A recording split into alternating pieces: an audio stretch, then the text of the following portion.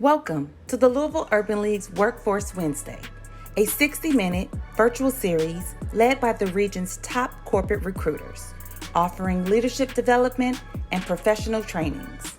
Tune in monthly for our live hiring events from many of the best corporations in Louisville, Kentucky.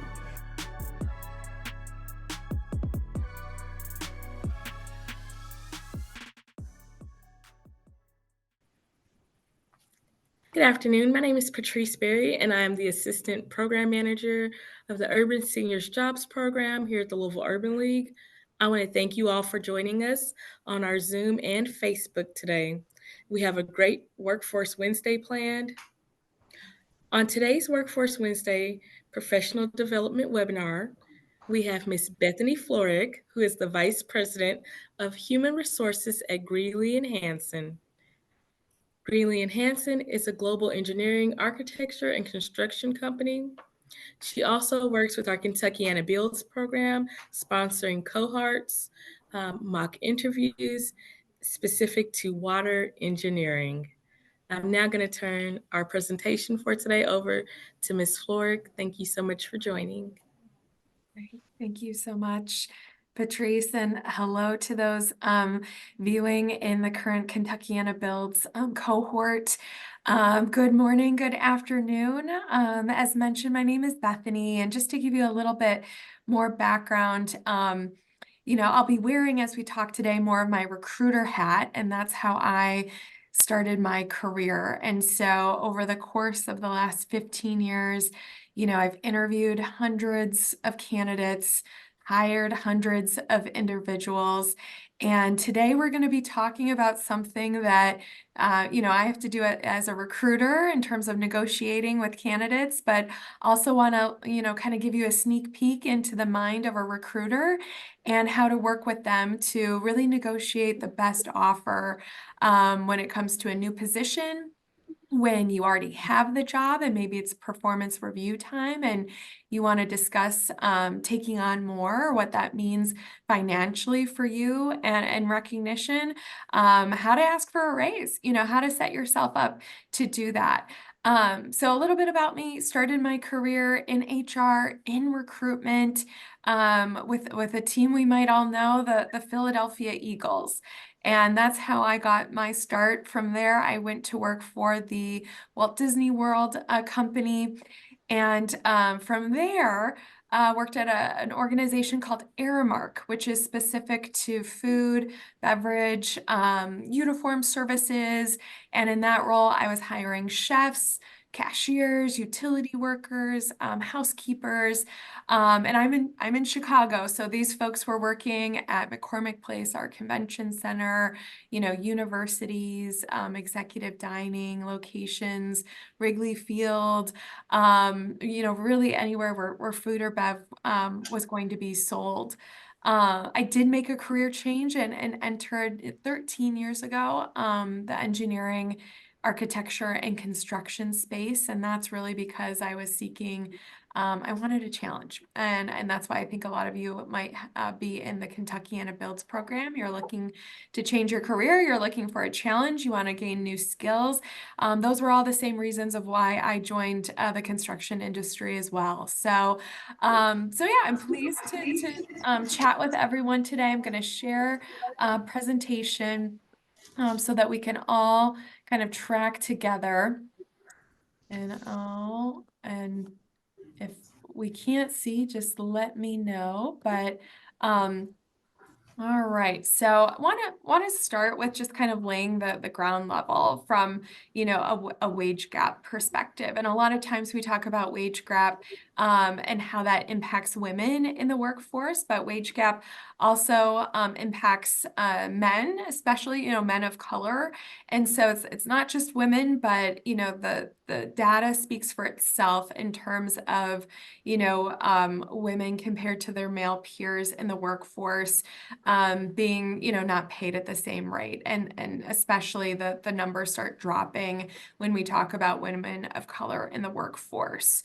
When we talk about wage gap, sometimes we wonder how that happens, right? So we think like, oh, is there like a group of, business people in a room saying like, how can we, make sure someone gets paid less? And it's not as sinister. It's not as much as the boogeyman trying to make someone disadvantaged, but it happens because of privilege that folks have. So this is an example of how wage gap happens quite kind of naturally or normally in the workplace. And it's something that hiring managers need to think about. It's something that people that own businesses need to think about. Certainly human resources and recruiters, need to consider this. But here's the deal. So a man and a woman each get offered a job. The woman, it says, thank you, great, I accept. Let's talk about my start date. This is wonderful. I've been selected. Awesome. The man says the same thing. Great, excellent. That sounds good. I've got some other offers that I'm looking at. I'd be looking at, an offer I'd be willing to accept if it paid $5,000 more. The recruiter knows that hiring manager needs both people to start, wants both candidates, and so they seek approval for that $5,000 more. And so literally before even starting, there is a gap in their pay. So then both are doing a great job. A year later goes by. They're both just exceeding expectations, and they're given a really nice raise. So they're each given a 10% raise, which would be considered a pretty nice raise. Again, the woman says, oh my gosh, thank you so much. 10%. Wow, I'm so flattered. This is an honor. I thank you, and goes upon her way.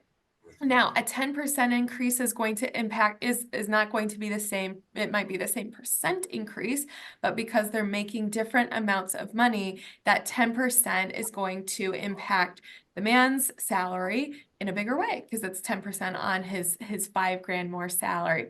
But let's say when he gets that 10% increase notification, he says, gosh, I'm so honored, so flattered. I really enjoy my job. I'm glad you think that I'm doing, a really nice job. I'd really like to take the time to talk about some of the things where I really stepped up this year, and where I had impact on the team. And, I'm wondering if that deserves a recognition, of an increase in that percentage. And sometimes, a manager might say, actually, yeah, I think I can eke out, maybe 12%, increase for you. And so year after year, that increase is just going to grow because the percents are going to impact their salaries differently. So no one's trying to be a bad actor here. No one's trying to not recognize anyone. A woman was selected for the job. She was recognized for, her great performance. But at kind of each stage, maybe the man felt a little bit more comfortable asking. And we'll get to this in a minute. Usually women are afraid of the impact of their ask, how that's going to impact their relationship with their supervisor. Are they going to be thought of negatively for asking? Is this going to get held against them in the future? So we'll talk about strategies about how to impact that. But this is generally how it occurs.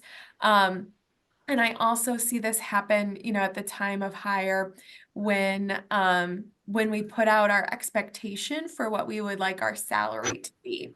And this is, again, a recruiter or HR professional can kind of flag these things, but, I've seen a woman put down a salary that was she kind of lowballed herself. It was her first job, right out of school.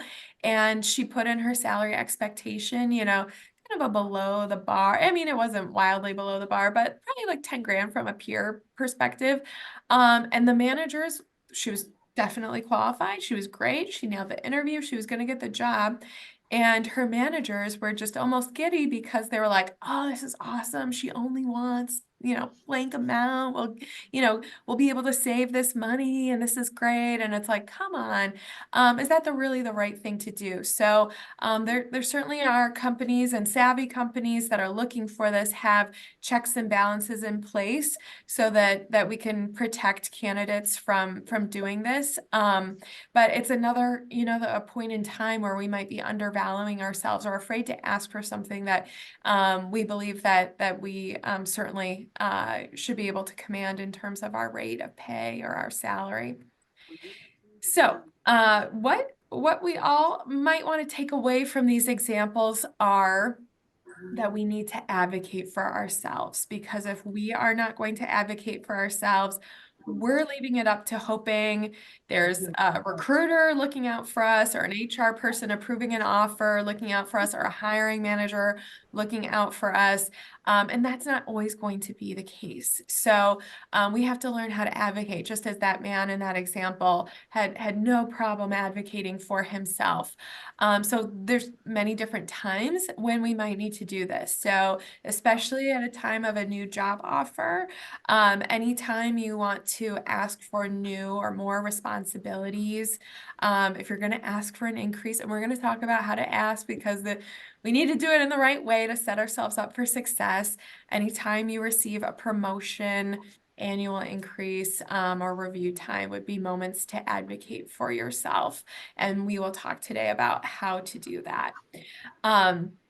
So we're using the word negotiate today, and that sometimes feels like a scary word or an intimidating word, because we think it just happens kind of in a boardroom, or kind of in a tense situation. We always think about negotiation as like this who's going to win situation, but negotiate, the definition is really to obtain and bring about a discussion. So we want to think about, let's take off some of the intimidation part, and let's just think about it as a discussion. We're trying to reach an agreement or compromise when we negotiate. So again, it's helpful to ground in that usually negotiation means we're compromising. I might have to give a little, they might have to give a little. There might be some creative solutions, and that a win in negotiation is never usually just one person getting exactly what they want. The win is when we advance ourselves and get a better outcome than maybe we started with. So we got to change the way that we might think about success in negotiation. And how do we find a way through? And we want to do that on the right-hand side with these kind of core values, or these core characteristics in mind, because these characteristics are going to help your recruiter get you to yes, or your hiring manager get you to yes. So you always want to be your authentic self, and that's just talking in your own voice, being your own self, speaking honestly about you and how you feel. This one's important, a level of graciousness. So even if we feel like this is the offer, I thought it was going to be higher, we might have a more immediate reaction that is not as gracious, and maybe we have a moment to think about that with ourselves, or we call our mom or call our best friend, and maybe we kind of say, are you kidding me? But when we interact with our employer in any way, a level of graciousness will go a long way, because we don't know sometimes what the company might be up against, or what the recruiter was up against to get this job approved for you, or this offer approved for you, or who went to bat for you behind the scenes. So we don't know. So we always want to present a level of graciousness, meaning that we're grateful, we're thankful, we assume good intent, so we give the benefit of the doubt to people. Professional courtesy, generally saying thank you. An offer is someone seeing something in you, and so just receiving an offer, let's have some courtesy about receiving that offer. Being honest and candid, again, in a professional way, is absolutely fine. We want to be seen as a collaborator. So you're in collaboration, or you're building rapport during an interview with a recruiter and with a hiring manager. So the sooner you can get yourself in a position that you're collaborating with them, you're partners with them, they will go, if you've been a recruiter before, you become one, you'll understand what they do behind the scenes to make something happen for you. So you want to be a partner with that recruiter, and knowing your value. And sometimes you do have to stick to that, and understanding your value and knowing what you need to feel good about taking a particular job. Sometimes that comes with the other side of the coin, where you have to understand, I'm sticking to my guns here. And I know that there could be a negative outcome for me because of it, but sometimes we do have to kind of stick to our guns. And then having self-respect for ourselves. And that kind of goes back to this, the example where the woman undervalued her skill set and undervalued herself, when presenting her qualifications, because she was more than qualified for that job. So let's think about those things as we think about negotiating.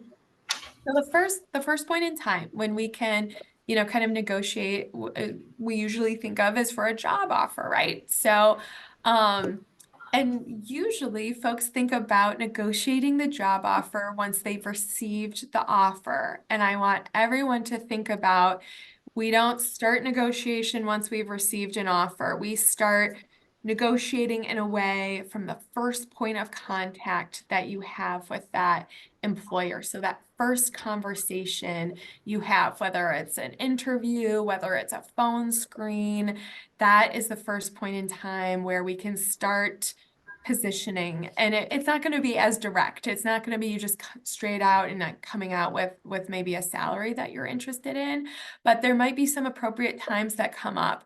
One is, a recruiter could ask you, what's your salary expectation for this role? Or what are you hoping to make in this role? Or where are you currently at from a salary perspective? Now, depending upon what state you interview in, those questions might now be against the law. So it's helpful to, yeah, I see Patrice, your face. It is, depending upon what state you're in. So I would definitely check out some labor laws depending upon, here in Chicago, we are not allowed to ask what salary do you currently make. That's not allowed. Same thing if you're in New York, and there's other states that have added on to that. So you might be in a state, I don't want to freak anyone out and think that if someone asks you that they're like potentially breaking the law, that usually recruiters well-versed in state laws, but just know that depending upon where you're at, recruiters are having to adjust with trying to figure out, because they still need to figure out like what are your expectations or what would be pleasing to you, so that we're not all negotiating when it comes to the actual offer stage. But be prepared to answer that question, and there's ways to dodge is the wrong word, but there's ways to kind of bob and weave through that question without just having to answer it directly. I would never advocate for someone just giving a flat out number.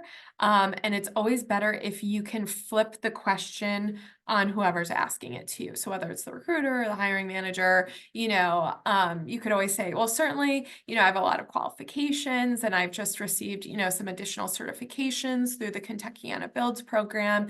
So I believe I'm qualified for the role, and I look forward to discussing that with you, further in this conversation. But when it comes to salary, I'm open. I have probably a range in my mind, but I'm really interested, since this is a new industry that I'm potentially entering, what's the salary range for the position?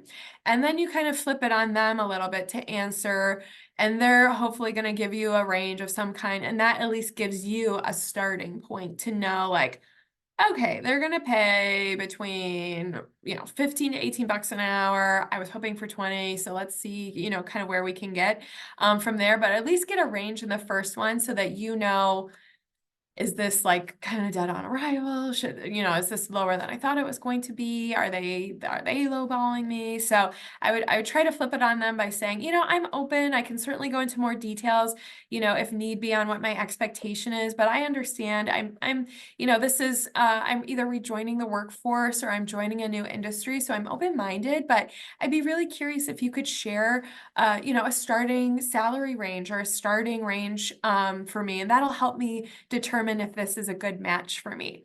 Anything like that. You can slice and dice kind of those statements, whatever kind of sounds authentic to you, but I just flip it to them and at least get a range from them. You're starting all of these questions and responses start to lay the groundwork for once we get to kind of the final offer. So let's see.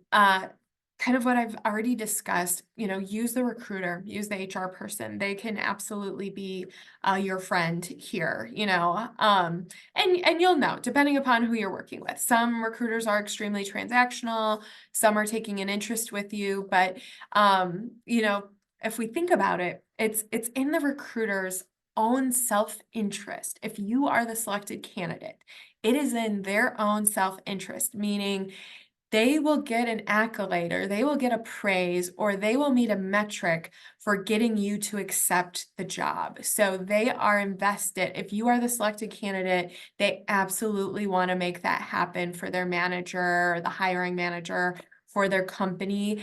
And it'll reflect upon them if they are kind of good at their job, if you accept or not. So again, we don't want to like abuse that, but it's just information to kind of kind of tuck away to understand and say, hey, this person's personally motivated to help get me to yes.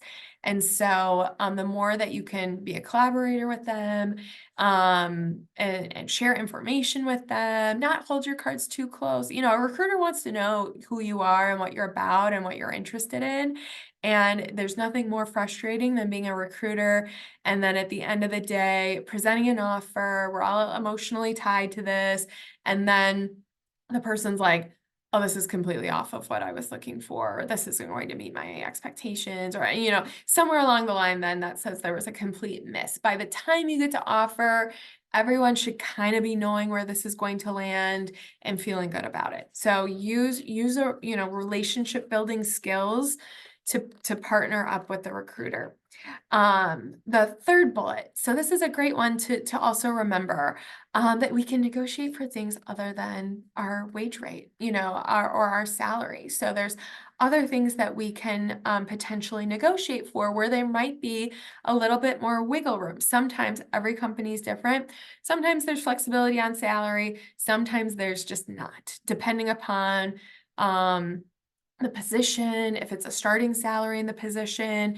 At some jobs, that salary might not be the thing that we can negotiate. Maybe you'll get the negotiation power later once you're in and providing value, but sometimes that might be kind of a no flexibility room, but there's other things we can ask for, right? So in terms of benefits, if benefits, are available with the job, what are the things that you can ask for? If it's a job where you can work remote, are you looking for flexibility in your schedule? Are you looking for remote work options?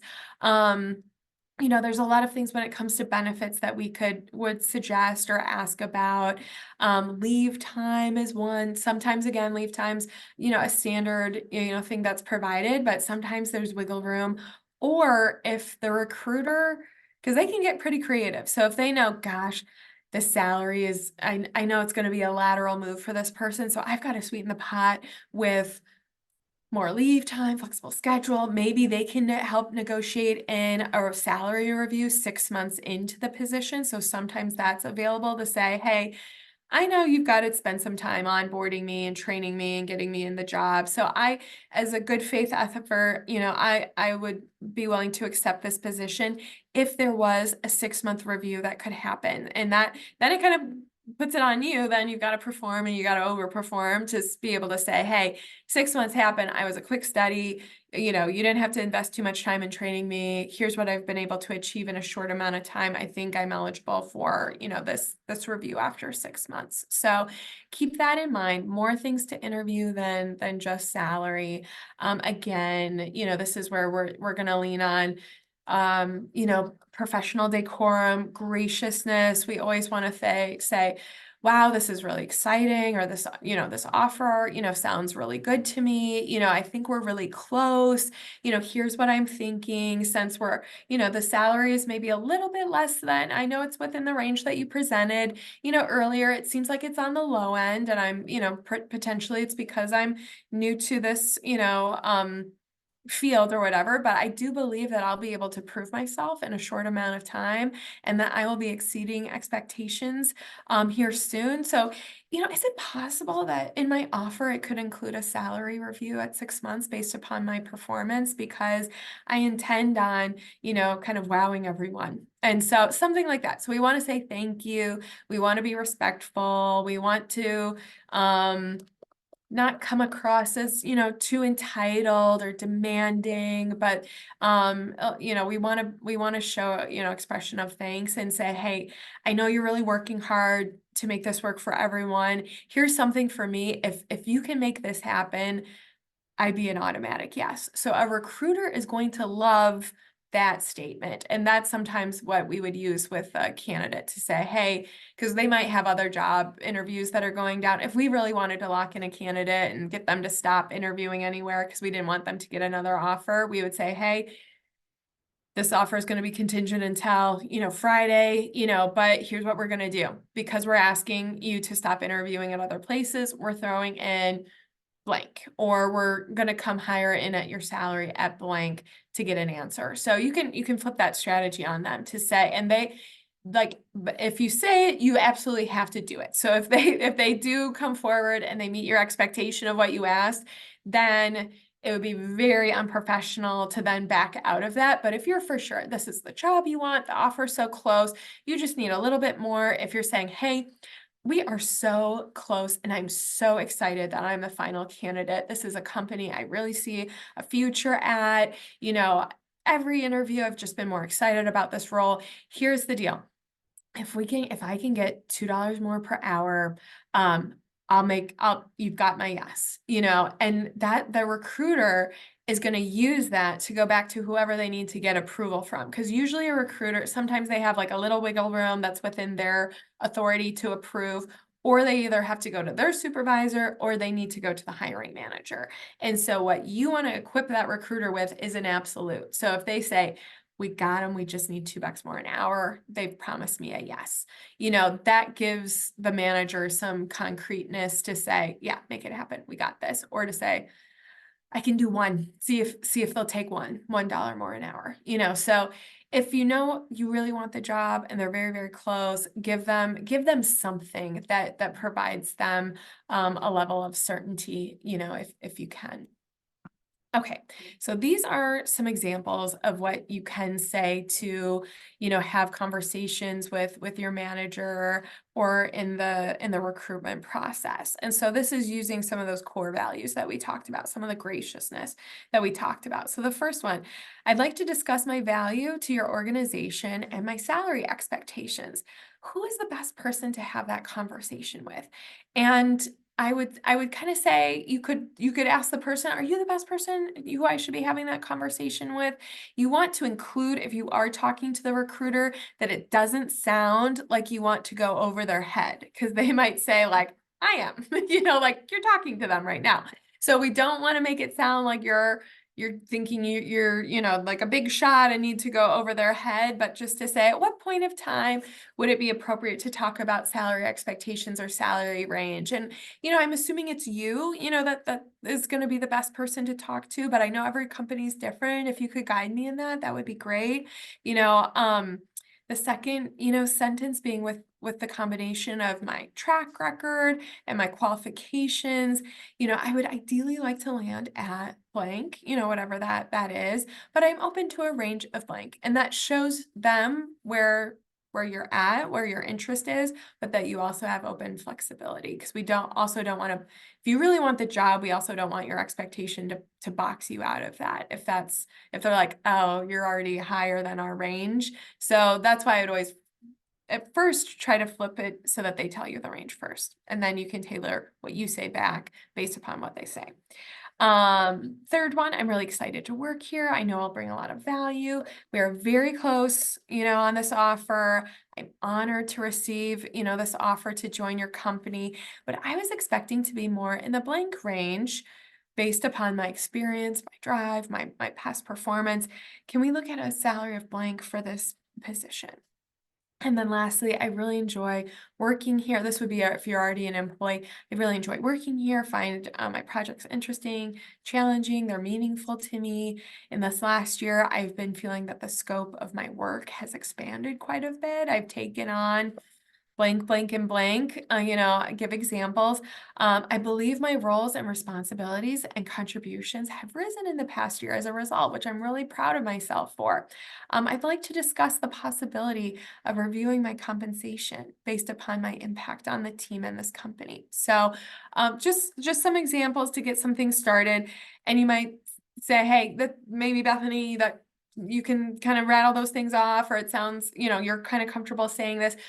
Tailor to your own voice, tailor to how, the rapport and the relationship that you've either built with your manager or with your recruiter. But these are just kind of examples to help you build from that. Tips on if you're going to ask or how to have the conversation. Practicing definitely helps. It can feel really awkward, very uncomfortable sometimes to ask this.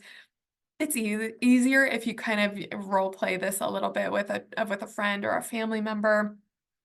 As we discussed before, if you're negotiating a promotion, and maybe you've gotten a salary increase, or, maybe it was less desirable than you wanted, you could always ask for a 90-day or 6-month review once you've been in the role a little bit more, to see if there's any more additional wiggle room on the salary. Again, stay positive. Don't sound pushy. That'll turn people off really, really quickly. So you want these people trying to help you and to advocate for you. The best way to do that is by being positive. No one likes a threat. No one wants to feel like someone's not grateful. That's they're not going to be advocating for you in regards of really believing it in you at that point. It might be more of a fear of like, oh, are they threatening me that they're going to leave? And that could have negative impacts to your role in your relationship with folks. So lead with enthusiasm, enthusiasm for the role, for the position, for the company, for how you can create an impact, for having specific mentors. Those are all different ways to show enthusiasm. So maybe now you have the job, you negotiated a great offer, you got more vacation time, and you've been in the job a little bit and you're feeling comfortable, you found your groove, you're, meeting expectations and probably sometimes, exceeding the expectations for the job. And you're like, gosh, I really want, I'd love to get an increase that was a little bit more substantial. I'd love to create kind of a platform for myself to be able to ask in the future. So to be able to ask in the future, you're going to need to have taken on project, more responsibilities. You've got to be doing something kind of above and beyond what you're currently doing. And so, so I wouldn't lead with like asking for the more money. I would lead with asking for more responsibilities first. So it's going to show your manager that you're invested not only in your success, but the manager's success, because if you make them successful, that's a win-win. Making the company more successful, you're going to show that you're motivated and that you're hardworking and trustworthy. A word of caution though, if you're going to ask for more responsibilities, be ready to take on that work and keep your quality of work high. So it's got to be a little not perfect. No one has to be perfect, but if we're going to ask for more, we've got to cover our current responsibilities and then take on the additional ones without kind of letting too much slip. And then what you're going to do with those new responsibilities is create value for yourself. And that's going to create examples that you can share with your manager later on where you've created value. Because that's the key for asking for a raise is demonstrating increased value. So, sometimes, so here's a little caveat, sometimes when you ask for more responsibilities, you do get more work, put on your plate, and sometimes it's a less desirable project or task or a harder one, or it's leading a committee, and that's always, can be, annoying kind of work to complete or time-consuming work to complete. But here's what a less desirable task does for you. It creates visibility. If you can be someone who did a great job on a less desirable task, you're going to become your manager's go-to person, and you're going to start to be talked about in the circles above. So within the executives, within the manager's manager, you're going to start to stand out among your peers. So you're going to build that track record and your reputation. You're gonna be a problem solver of like, oh gosh, I was able to give, Bethany this project and she really ran with it and was able to get something done. No one's been able to do that yet, or no one's, volunteered for this assignment yet. But the other helpful thing is it gives your manager a story to tell on your behalf to an executive, because there's nothing a manager loves more than being able to tell their boss on how well their team is doing, because it also reflects upon them positively. So again, we're trying to get everyone, working to help you, but we're also teeing things up to individuals' personal interest. So it's in the manager's personal interest for them to have you be successful taking on more responsibilities, because it looks like they're kind of like a great manager, and they're going to tell their manager, who might be an executive, about how well that project worked out, and how they selected you for that project, or maybe coached you on that project. So give your manager a success story to tell on your behalf. Those come in handy. And, unfortunately, we're usually not in the room when we hear the manager kind of share that story, but just know that it'll be used. So some reminders. If you're someone who can get things done, you're always going to be more valuable than the person next to you. If you create that track record of getting things done, you will always get recognized. It might not be automatic or immediate, but over time, your value and your reputation will build. As I was just mentioning about that manager and giving them a story to tell, sometimes might not be aware of managers or other staff or other colleagues or executives that see you and what you're doing and are potentially advocating for you behind the scenes. Again, we don't know that that's always get to hear about those things happening, but by doing a good job, just know that someone will see it and appreciate it.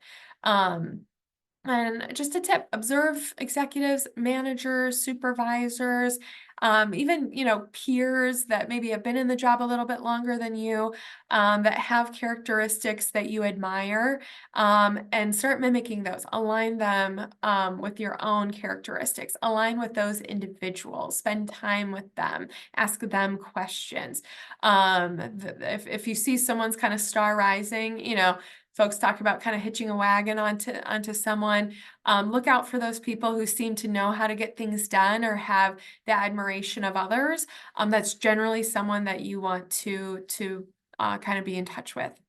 And then as the fourth bullet, of course, seek out ways to engage with them. I mean, even better if you can get on a project with them. So let's say you've taken on those additional responsibilities, and you're now thinking, enough time has passed. We can't, maybe it's been like a month. We got to wait longer than a month. I would say at least 6 months of taking on some additional responsibilities before asking for a raise. Obviously, it's different at every company. It depends upon what you're taking on, but we've got to demonstrate a little bit of a track record before we can just automatically go and ask for a raise. So some do's and don'ts. So find a good time to approach your manager, not at the end of the day when they're kind of packing up. Generally, I would schedule time on their calendar before kind of coming in right before they're heading to a meeting. You want to make sure you've got a little bit of time to talk with them, but prepare ahead of time. Be ready to explain the value that you're adding to the role. So you want to maybe list out for yourself in your preparation, your accomplishments, areas that you've stepped up, have examples, have concrete examples of you asked for more responsibilities, you were provided, a new project, you took it on, this is the outcome of the project. Again, kind of like the recruiter.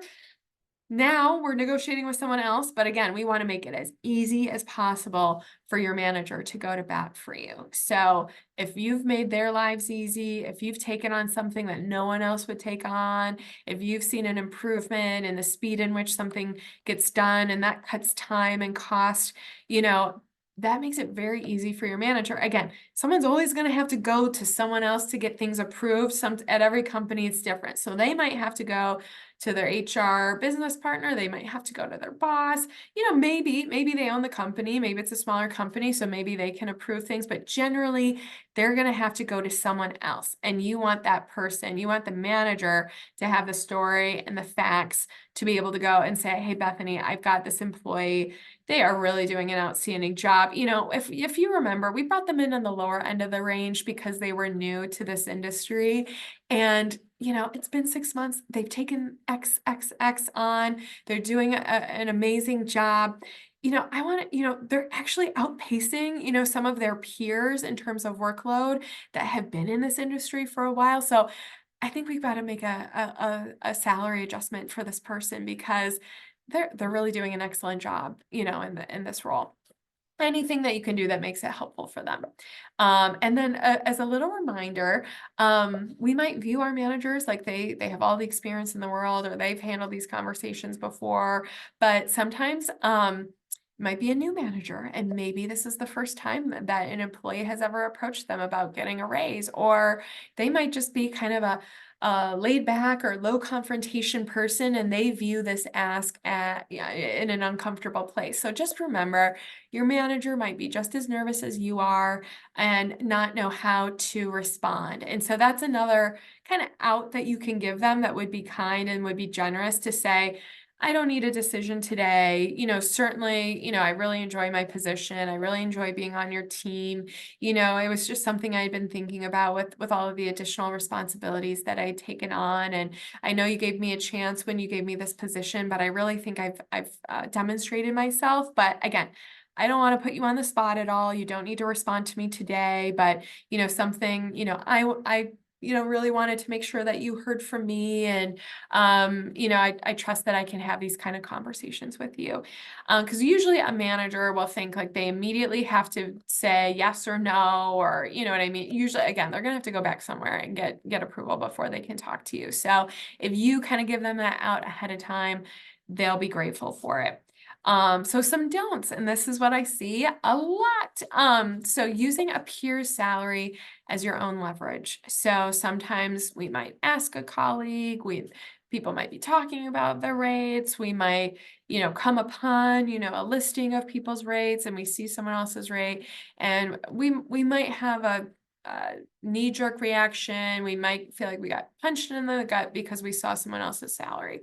But that'll never be the way to successfully get your salary adjusted. Sometimes there's things that we are unaware of that also factored into that person's salary. They might have an additional certification or additional degree that maybe you don't have, and that was factored into their qualifications.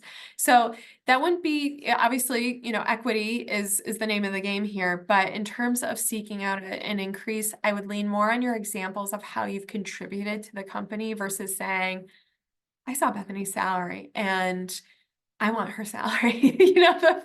That will shut down the conversation. It'll put the manager on defense. It's not the most appropriate way, because then they're kind of wondering, oh gosh, is everyone talking about salaries, or how did you know what Bethany's salary was? So it's just not the path that you want to go down in terms of maintaining a positive relationship with your manager.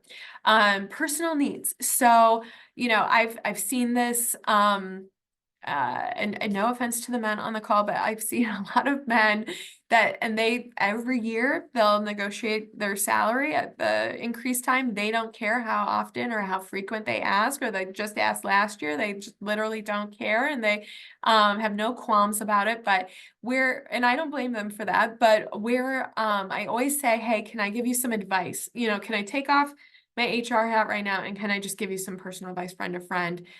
The personal needs, my kids' tuition, my car, all of those things, you know, wouldn't be a reason to increase someone's salary, because if we're all paid, relatively the same amount, how we choose to spend the money on the house we live in, or the rent we pay, or our transportation, those are all personal decisions that we make based upon our income. So I can't complain to my manager and say, hey, I'd really like to drive a Lexus to work, but I need an increase to be able to maintain that. They would look at me like, take the bus, Bethany, or you can walk to work. You know what I mean? That's kind of not our problem if this is the particular brand of car that you would like to drive. So let's leave personal needs out, and then making any sort of threat of like, unless anytime you make a threat, you better be ready to, kind of fulfill that if they can't make something happen for you. So again, we want to create positive relationships with our managers. So those are all ways to make your manager feel uncomfortable or not have leverage to then advocate for you. And that's the position we want your manager to be in as a partner, a collaborator, and an advocate. So what I see, I've kind of mentioned this, women aren't asking because women are nervous to ask because they don't want to have an impact on the relationship with their supervisor. They are sometimes a little bit more cognizant on, is it a bad day? Is my manager having a bad day? Are they going to view me differently? What am I always going to be analyzing our relationship after this to see if they're still holding it against me that I asked? And then for some reason, and we each need a little bit of each other here, men just simply it's not what they factor into, I think, how they would view someone. So they don't have any qualms in asking because they wouldn't think less of someone for asking. So they feel comfortable to ask. Women are a little bit more afraid that they'll be viewed differently. And the perception of what we think will happen is a little bit different. So women are worried a little bit more about rejection or being turned down and how that feels for their manager. And again, the future impact on the relationship is usually what prevents a woman from asking for a raise. And it's not fair. So women can be held to a different standard of like, oh, Bethany just asked, who does she think she is? You know what I mean? And my male coworker could ask, and he's viewed as being, a leader and really ambitious for asking. And I get labeled as something else. So those things do exist, and they are very real in the workplace. Just some final tips, in a position you might have the opportunity to have a final review. This is another point in time where if you've been tracking your examples of accomplishments, this is a point in time when you're going to want to highlight those things. You'll get bonus points with your manager if you talk about things that you were really proud of. What did you go home and tell your friends or family about? That usually tells you what were those wins, what would be on your highlight reel of the year. And then at the same time, what would be your do-over? So if we could go back, Bethany, and last year, what would you do? Knowing what you know now, what would you do over? Those are generally our areas for improvement or development throughout the year, things that we learned or grew from.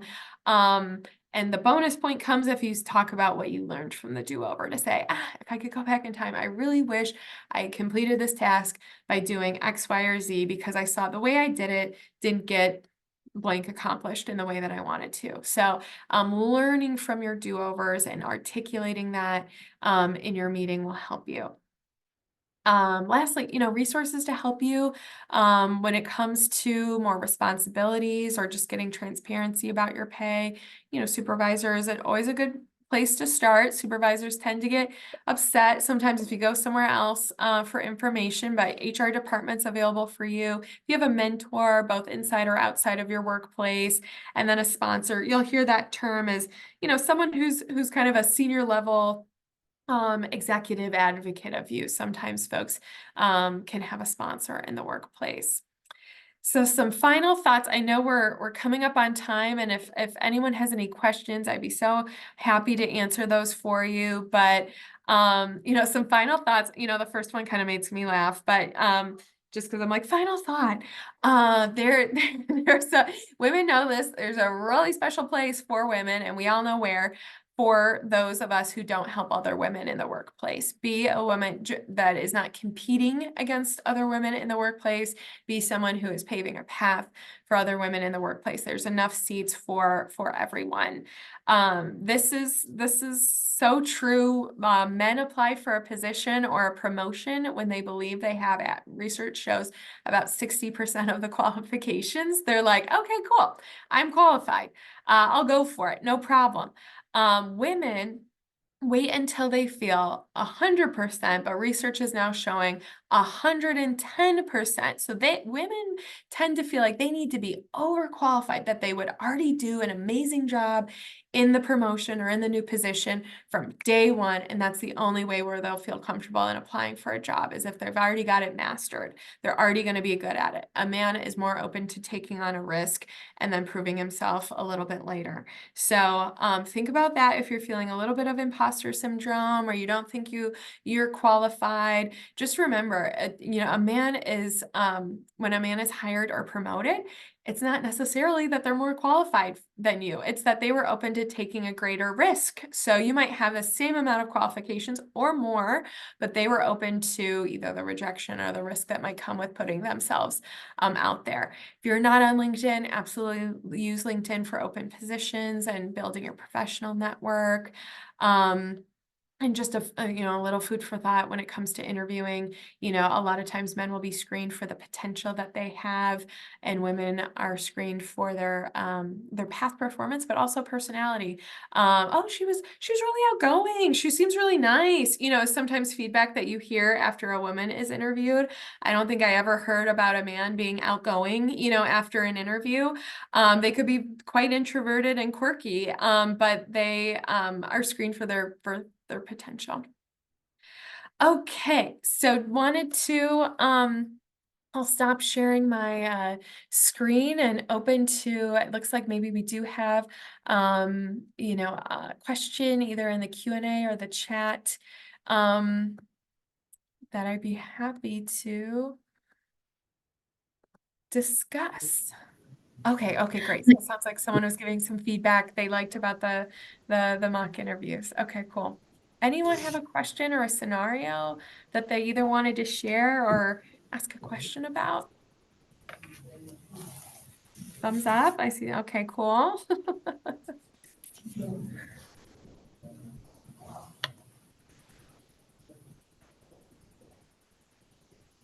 And if you might have a question or scenario that you think of later, certainly if you're in Kentuckiana Builds right now and you want to let Crystal know, I'd be certainly happy to email you back an answer, some thoughts on how to tackle a specific situation. And then those that I know that are probably on today's session that work very closely with Patrice, feel free to ask her, and likewise be very willing to give you my thoughts.